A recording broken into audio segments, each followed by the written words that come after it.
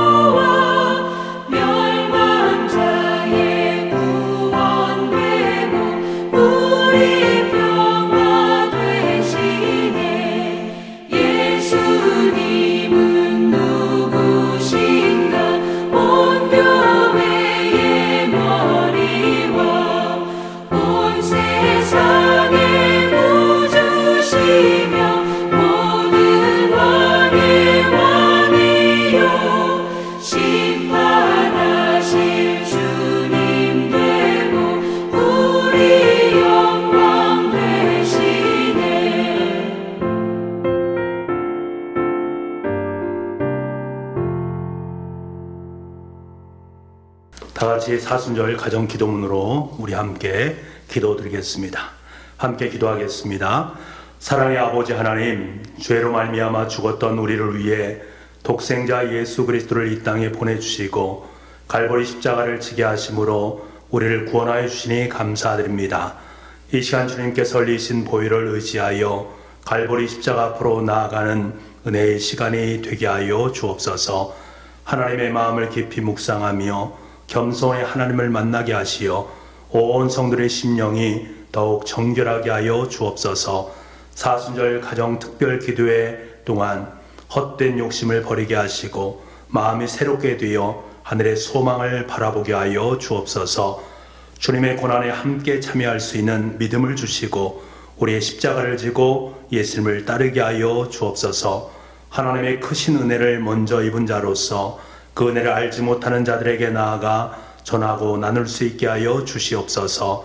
그리하여 날마다 주의 백성들이 더해지는 은혜와 역사가 있게 하여 주시옵소서. 영혼의 양식으로 우리를 먹이실 목사님 위에 갑절의 영감을 더하여 주시옵소서. 선포되는 말씀이 우리의 마음판에 새겨지게 하시고 오직 예수님의 십자가만을 자랑하게 하여 주시옵소서. 구원이요 소망이신 예수 그리스도의 이름으로 기도드립니다. 아멘. 오늘 우리에게 허락하신 하나님 말씀은 히브리서 12장 1절부터 3절까지의 말씀입니다. 신약성경 366쪽입니다.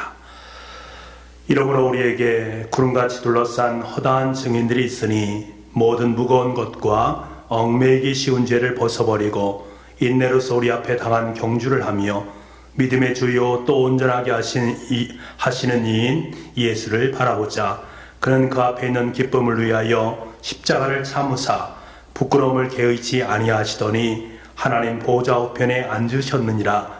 너희가 피곤하여 낙심하지 않기 위하여 죄인들이 이같이 자기에게 거역한 일을 참으신 일을 생각하라. 아멘. 예수님께서 공생의 끝자락에 예루살렘을 향해 가시던 어느 날이었습니다. 주님은 자신이 당할 순환과 죽음 그리고 부활에 대해서 제자들에게 말씀을 하십니다. 마가복음 10장 33절에서 34절 말씀인데 우리 이 말씀을 함께 읽어보기를 원합니다. 보라, 우리가 예루살렘에 올라가노니 인자가 대제사장들과 서기관들에게 넘겨짐에 그들이 죽이기로 결의하고 이방인들에게 넘겨주겠고 그들은 능욕하며 침뱉으며 채찍질하고 죽일 것이나. 여러분, 매우 비장하고 매우 심각한 말씀입니다. 그런데 이렇게 매우 비장하고 심각한 말씀 앞에 이상한 일, 참 기가 막힌 일이 벌어집니다. 그때 야고보와 요한이 주의 영광 중에 자신들을 좌우 우에 앉게 해달라라는 청탁을 하게 됩니다. 그 순간 나머지 제자들은 그 말을 듣고 분노 가운데 있음을 성경은 말씀합니다. 이들의 분노는 무엇입니까? 고통받을 예수님을 위해서 예수님을 이해하는 그러한 분노입니까? 그렇지 않습니다. 예수님의 영광이 임할 때에 나의 권력을 빼앗길지도 모른다라는 각자의 이기심으로 말미암은 것입니다. 제자는 아직까지 예수님의 십자가의 죽으심과 십자가의 부활에 대한 것들을 인지하지 못하고 있는 상황 속에 있습니다. 그때 주님께서 그들에게 하신 말씀이 무슨 말씀입니까? 마가복음 10장 38절 말씀에 이렇게 주님께서는 말씀하십니다. 예수께서 이르시되 너희는 너희가 구하는 것을 알지 못하는도다. 내가 마시는 잔을 너희가 마실 수 있으며 내가 받는 세례를 너희가 받을 수 있느냐? 이 같은 주님의 물음에 제자들은 뭐라고 말합니까? 할 수 있습니다 라고 함께 대답을 합니다. 하지만 우리가 잘 알듯이 이들은 주님의 십자가를 부정하고 배신하고 도망을 쳤습니다. 이것이 바로 제자들의 모습입니다. 물론 제자들은 참으로 대단한 사람들임에 틀림없습니다. 예수님의 제자들이니 얼마나 대단한 사람들입니까? 이들은 자신의 모든 것, 사꾼, 배, 그물, 심지어 아버지까지 다 버리면서 예수님을 따랐던 사람들이었습니다. 제자들은 자신들이 이렇게 행동한 것을 자랑스럽게 여겼고 예수님께서도 그것을 자랑스럽게 생각을 하셨습니다. 하지만 이들은 예수님의 십자가 앞에서 시종일관 같은 모습을 견지했으면 좋을 터인데 그러하지 못했습니다. 여러분, 우리는 여기에서 대단히 중요한 것 한 가지를 잊지 말아야 됩니다. 제자들처럼 모든 것을 버리고 예수님을 쫓아간다라고 자부하는 사람들일지라도 언제든지 무너질 수 있는 존재라는 것을 인식하는 것이 대단히 중요합니다. 나는 언젠가 잘못하면 무너질 수도 있다라는 것을 마음속으로 깨닫는 것이 중요합니다. 여러분, 분명 제자들이 주님을 쫓는 모습을 보이고 있습니다만 이것이 완성된 제자의 모습은 아니지 않습니까? 분명히 마음에 간절한 마음이 있었습니다만 아직 완성된 모습은 아님을 우리는 알게 됩니다. 예수님의 제자로서의 완벽한 모습을 보였으면 좋을 터인데 여전히 그들에게는 부족한 면이 너무나도 많이 있음을 우리는 알고 있습니다. 그래서 주님께서 고난과 죽음을 앞둔 전날 저녁에 매우 중요하고 소중한 가르침을 제자들에게 보여주고 있습니다. 그것이 무엇인가? 바로 본에 대한, 근본에 대한 문제입니다. 요한복음 13장 15절 말씀을 우리 함께 보기를 원합니다. 같이 보겠습니다. 내가 너희에게 행한 것 같이 너희도 행하게 하여 본을 보였노라. 본을 보였노라. 주님이 보여주신 것은 당시의 상념, 통념으로는 상상조차 할 수 없는 일이었습니다. 스승이 제자의 발을 닦아준다? 있을 수 없는 것입니다. 그럼에도 불구하고 그 모든 사회적 통념을 깨시면서 직접 예수님께서 제자들의 발을 닦아주신 그것은 무엇을 말씀하기 위함입니까? 바로 본에 대한 부분을 말씀해 주시기 위함입니다. 그것은 무엇을 말하는가? 너희들의 기준점은 바로 나다. 나를 본으로 삼는 삶을 살아가야 된다.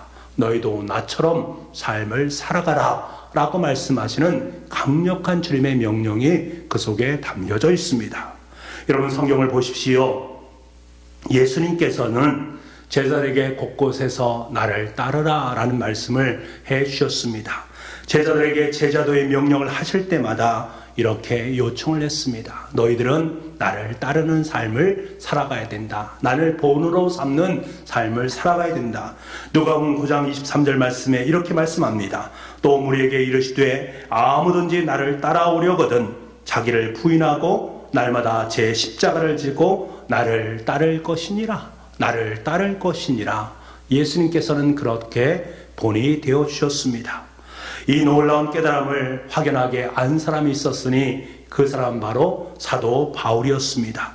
사도 바울은 자신의 모든 삶의 기준점, 살아간 삶의 본이 된 것은 바로 예수 그리스도였습니다. 그래서 바울은 그동안 자신을 잊게 했던 모든 것들, 특히 자랑할 만하고 의롭다라고 주장할 만한 모든 육체적인 것들을 그는 해롭게 여긴다라고 말합니다. 도리어 배설물로 다 내어버리겠다라고 결단하는 모습을 보게 됩니다. 그러면서 그가 말한 것이 무엇입니까? 오직 나는 예수를 아는 지식을 내 삶의 가장 귀한 것들로 여기며 살겠다. 그리고 그는 그의 고백대로 그의 삶의 자리 속에 예수님이 본이 되시고 예수님을 지식으로 삼아서 그의 인생을 하나님 나라를 위해서 아름답게 쓰였음을 우리는 잘 알게 됩니다. 사도 바울의 본은 바로 예수 그리스도였습니다. 사도 바울은 단순한 지식, 알미 아니라 아래 마음속에 예수 그리스도의 마음을 품기를 원했습니다. 아니, 내 마음 바로 예수님의 마음이다 라고 작정하고 결단했습니다. 그래서 예수님의 마음으로 살기를 원했습니다. 그러면서 우리에게 요청하는 거예요. 너희들도 예수님의 마음을 품을 수 있는 삶을 살아가라. 어디에서 이 말씀을 하고 있습니까? 빌립보서 2장 5절부터 8절까지 말씀을 보게 되면 이것을 우리에게 잘 말씀해 주고 있습니다. 여러분, 이 말씀이 여러분 마음밭에 아름답게 새겨질 수 있기를 원합니다. 이 말씀 우리 함께 보기를 원합니다. 너희 안에 이 마음을 품으라. 곧 그리스도 예수의 마음이니 그는 근본 하나님의 본체시나 하나님과 동등됨을 취할 것으로 여기지 아니하시고 오히려 자기를 비워 종의 형체를 가지사 사람들과 같이 되셨고 사람의 모양으로 나타나사 자기를 낮추시고 죽기까지 복종하셨으니 곧 십자가에 죽으심이라. 아멘.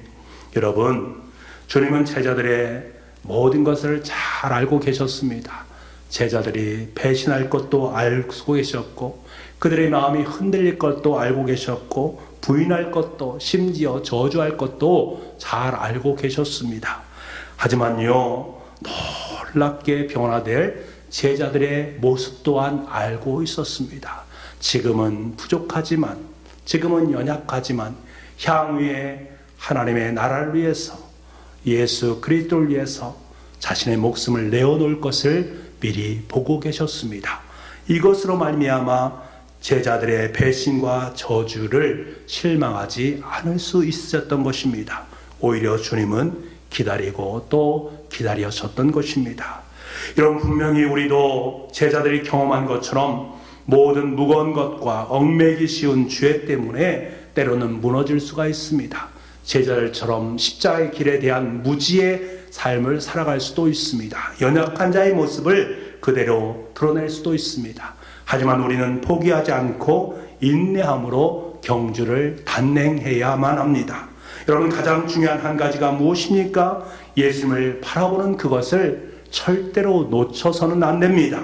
히브리서 기자가 언급한 것처럼 수많은 믿음의 선친들, 그들의 삶이 그것이었습니다. 그들은 어려움 가운데 힘든 가운데 있을 때에도 결단코 예수 그리스도를 바라보는 것을 놓지 않았습니다. 예수 그리스도의 십자가를 붙드는 그 손을 놓지 않았습니다. 히브리서 12장 1절부터 2절까지 말씀, 우리 선배들의 증언을 함께 들어보기를 원합니다. 히브리서 12장 1절부터 2절 말씀입니다.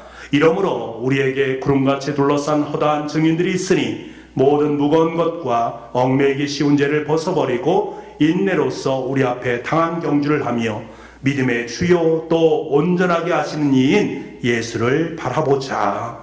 수많은 믿음의 선친들, 그들의 본은 바로 예수 그리스도였습니다. 예수 그리스도를 본으로 삼아서 그들의 인생을 하나님 나라를 위해서 귀하게 사용했다라는 사실입니다. 사랑하는 성도 여러분, 예수님께 시선을 고정하고 주님의 삶을 본받아 살아갈 수 있는, 그래서 우리의 삶의 자리가 온전한 제자의 자리로 아름답게 세워질 수 있는 저와 여러분 될 수 있기를 원합니다. 그때 우리는 예수님을 닮아갈 수 있는 것입니다. 그러면 언젠가 우리도 바울처럼 당당하게 이렇게 말할 수 있을 것입니다. 고린도전서 11장 1절 말씀처럼 내가 그리스도를 본받은 자 된 것 같이 너희도 나를 본받으라. 내가 그리스도 예수님을 본받은 자가 된 것처럼 너희도 내 안에 있는 그 그리스도를 본받아서 이 땅의 삶을 살아가지 않겠느냐라고 우리 또한 말을 할 수 있다는 사실입니다. 여러분, 시선의 문제입니다. 비록 우리가 이 세상을 살면서 세상이 그렇게 중요하게 여기는 성공주의적이고 번영주의적 세계관을 바라볼 수도 있습니다만, 여러분, 그것이 가장 귀한 것이 아님을 우리는 분명히 인식해야만 합니다. 오로지 예수 그리스도의 삶을 기준으로 삼고 다른 모든 세속적인 것들을 해로운 것, 배설물로 여길 수 있는 은혜가 저와 여러분 가운데 있기를 간절히 소망합니다. 제자들의 모습처럼 오랜 시간 그들의 삶이 서서히 변화되었지만, 그러나 그것을 도우시는 예수 그리스도가 그들의 삶 곁에 있었던 것처럼 우리도 부족하고 연약한 그것을 성령 하나님께서는 계속해서 우리를 참된 예수님의 사람으로 빚어주실 줄 믿습니다. 우리가 끝까지 본 되시는 예수 그리스도를 붙잡고 있다면, 그분의 십자가를 붙잡고 그분께 내 시선을 고정하고 그분이 나의 본임을 인정하고 그분의 길을 따라갈 때 저와 여러분의 삶은 어느덧 예수님의 제자로 아름답게 세워질 줄 믿습니다. 우리의 인생의 진정한 본은 예수 그리스도이십니다.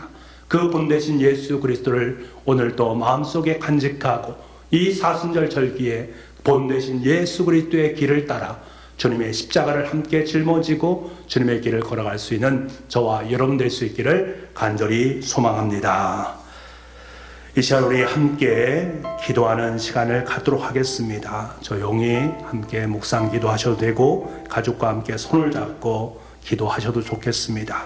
특별히 오늘은 기도할 때에 여러분이 소유하고 있는 십자가를 바라보시고 안에 그 십자가를 붙잡으시기 바랍니다. 함께 가족과 함께 그 십자가를 붙잡고 결단하면서 기도했으면 좋겠습니다. 이렇게 기도하시기 바랍니다.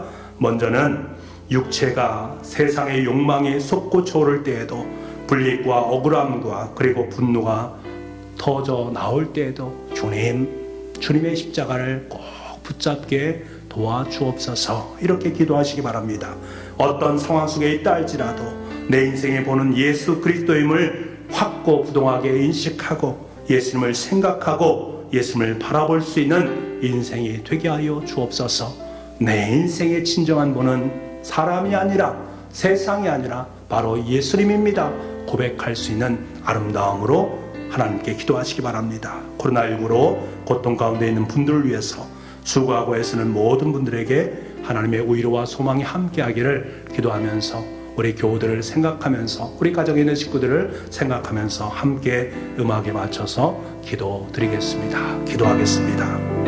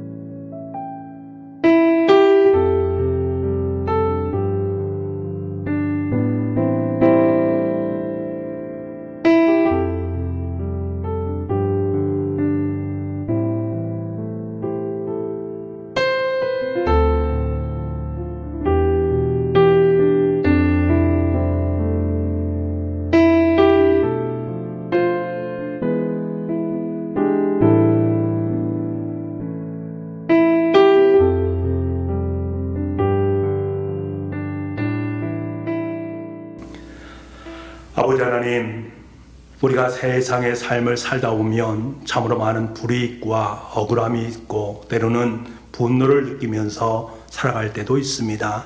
그때마다 우리의 중심, 우리 인생은 본인, 바로 십자가 예수님을 바라볼 수 있는 우리가 될 수 있도록 주님 인도하여 주시기를 원합니다.